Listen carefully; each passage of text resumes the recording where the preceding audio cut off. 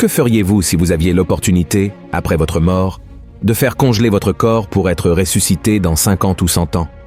Je sais, cela semble fou, mais saviez-vous que des centaines de personnes paient une fortune pour cela?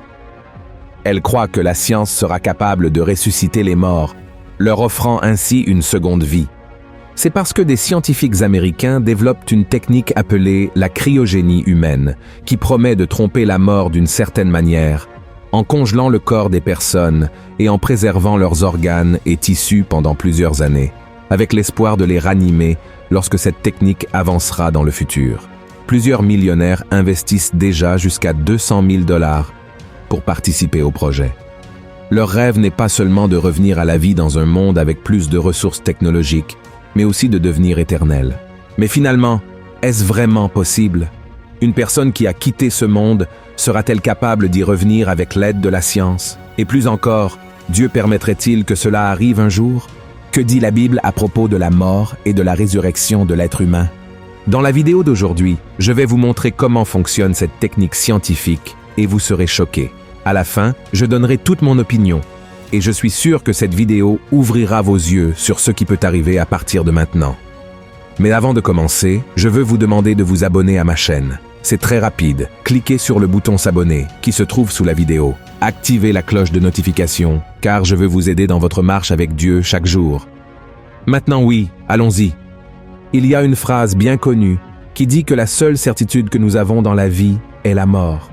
Et même ainsi, la grande majorité des gens n'aiment pas parler de ce sujet et vit comme si cela n'allait jamais arriver. Mais la grande vérité est que nous devrons tous, sans exception, faire face à la mort à un moment donné, que ce soit par la perte d'un être cher ou notre propre mort. De nos jours, si quelqu'un prend bien soin de sa santé et qu'il ne se passe rien de grave, il peut vivre jusqu'à environ 85-90 ans. Bien sûr, certains peuvent dépasser cet âge, mais la grande majorité des gens finissent par mourir avant. L'espérance de vie des Brésiliens, par exemple, est de 75 ans et demi, mais cela n'a pas toujours été ainsi.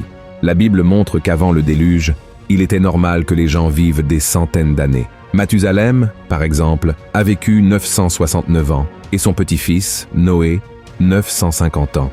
Cela arrivait parce que Dieu avait l'intention que l'être humain se multiplie et que la terre soit occupée par sa création.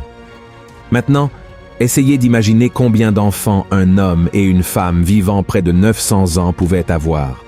Cela montre que la terre serait rapidement peuplée de personnes à l'image et à la ressemblance de Dieu.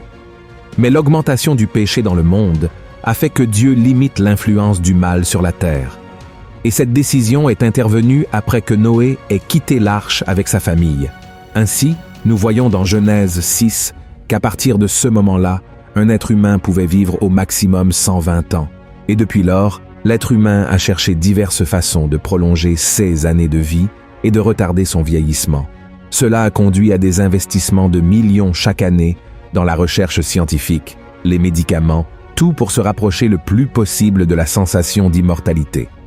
C'est dans ce sens que les scientifiques développent la technique la plus incroyable de toutes, la cryogénie humaine. La cryogénie est une technique qui implique le refroidissement du corps à une température de moins 196 degrés Celsius. Cette procédure retarde le vieillissement et la détérioration, permettant que le corps de la personne soit préservé pendant des années, avec l'espoir qu'il puisse être ranimé à l'avenir. Cette méthode est principalement utilisée par les patients en phase terminale, comme ceux souffrant de cancer, dans l'espoir qu'ils puissent être ressuscités lorsque la guérison de leur maladie sera découverte. Le processus de cryogénie comprend plusieurs étapes. D'abord, lorsqu'il est proche de mourir, le patient reçoit des suppléments et des vitamines pour réduire les dommages aux organes vitaux, comme le cœur, les poumons et les reins. Après que la personne est morte, son corps est rapidement recouvert de glace et d'autres substances froides par une équipe spécialisée pour préserver les tissus, en particulier le cerveau. Ensuite, ils injectent un médicament dans le corps appelé anticoagulant pour éviter que le sang ne devienne épais ou ne gèle. Puis, le patient est transporté au laboratoire de cryogénie pour que les scientifiques remplacent le sang par une substance qui protège les organes. Enfin, le corps est placé dans un récipient fermé où la température est progressivement réduite jusqu'à moins 196 degrés Celsius. Malgré la promesse de résurrection, les scientifiques disent qu'ils ne sont pas encore en mesure de réaliser cette procédure. Actuellement, ils ont réussi à ranimer seulement quelques organes d'animaux. Mais ils croient qu'avec l'avancement de la technologie, ils pourront ranimer les personnes d'ici quelques décennies. Mais là, la question se pose, Dieu permettrait-il qu'un être humain ressuscite un autre par la science? Frères, la réponse est non. Dans le chapitre 9 du livre des Hébreux, il est écrit que l'homme est destiné à mourir une seule fois, et après cela, il fera face au jugement de Dieu. Autrement dit, il n'y a pas de seconde chance après la mort pour personne. De plus, la Bible est très claire dans Ecclésiaste 12, verset 7, quand elle dit que, lorsque quelqu'un meurt, son corps retourne à la poussière de la terre, tandis que son esprit retourne à Dieu. Alors, comment une personne pourrait-elle ressusciter si son esprit ne lui appartient plus et appartient au Seigneur? Ce passage montre non seulement que, aussi ardue que soit la science, elle ne pourra jamais ressusciter par la cryogénie, mais aussi qu'elle met fin à des discussions comme la réincarnation. La vérité est que nous décidons de notre destin éternel pendant que nous sommes vivants par notre choix d'accepter Jésus-Christ comme notre unique sauveur ou non. Et vous pouvez vous demander maintenant, mais pasteur, la Bible montre que des personnes ont été ressuscitées. Pourquoi cela ne pourrait-il pas arriver de nouveau de nos jours? Frères, il est vrai que certaines personnes sont revenues à la vie après leur mort. Lazare a été ressuscité par Jésus et une femme nommée Tabitha est revenue à la vie après que l'apôtre Pierre a prié pour elle. Mais si vous lisez ces deux passages de la Bible, et bien d'autres qui parlent de résurrection, vous verrez qu'elles ont eu lieu pour une seule raison, afin que les gens croient au pouvoir de Dieu, quelque chose de très différent de ce que la cryogénie pourrait causer. En effet, si une personne revenait à la vie par la science, la sagesse humaine serait exaltée, et nous savons que la Bible dit que le Seigneur ne partage sa gloire avec personne. La seule manière par laquelle l'être humain peut ressusciter est par Jésus. Quand la voix de l'archange sera entendue dans toute la terre, la dernière trompette retentira et le Seigneur descendra du ciel. À ce moment-là, nous tous qui sommes morts en Christ reviendrons à la vie et régnerons avec lui dans le royaume qui sera établi à la fin des temps. 1000 ans plus tard, les morts qui n'ont pas accepté Jésus lorsqu'ils étaient vivants ressusciteront seulement pour être jugés et condamnés. Dans Apocalypse chapitre 20, versets 11 à 15, l'apôtre Jean rapporte qu'il a vu un grand trône blanc et celui qui était assis dessus. Et devant le trône, il a vu les morts, grands et petits, debout, et les livres ont été ouverts.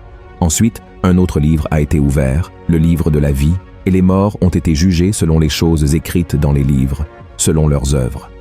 Ces personnes dont les noms n'étaient pas inscrits dans le livre de la vie ont été jetées dans un lac de feu.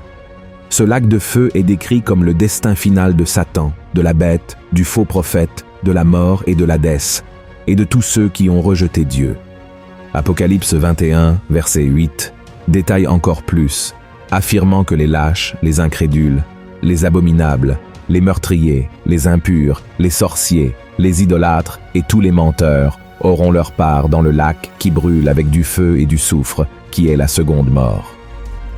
Autrement dit, frères, nous ne devons pas mettre notre confiance dans la science. Il est clair qu'elle est importante pour beaucoup de choses, comme développer des médicaments, des vitamines et même des technologies qui peuvent, oui, nous offrir une meilleure qualité de vie, améliorant notre santé et même prolongeant notre existence de quelques années. Dieu a doté des médecins et d'autres professionnels qui découvrent des remèdes pour tant de maladies qui étaient autrefois mortelles. Et c'est une bénédiction, car vivre dans ce monde, même avec ses problèmes, est un cadeau de Dieu, et nous devons profiter de chaque minute que nous avons ici pour honorer le Seigneur et porter sa parole aux personnes autour de nous à travers notre témoignage de vie. Un jour, tout cela prendra fin, et nous serons, oui, éternels. Mais cette éternité ne sera pas ici avec ce corps que nous avons aujourd'hui, mais avec un corps glorifié qui nous sera donné par Jésus, pour que nous soyons à ses côtés pour toujours. Amen. Si vous avez aimé cette vidéo, partagez-la avec vos amis et votre famille, et je vous attends dans la prochaine vidéo. Que Dieu vous bénisse puissamment. Une grande accolade.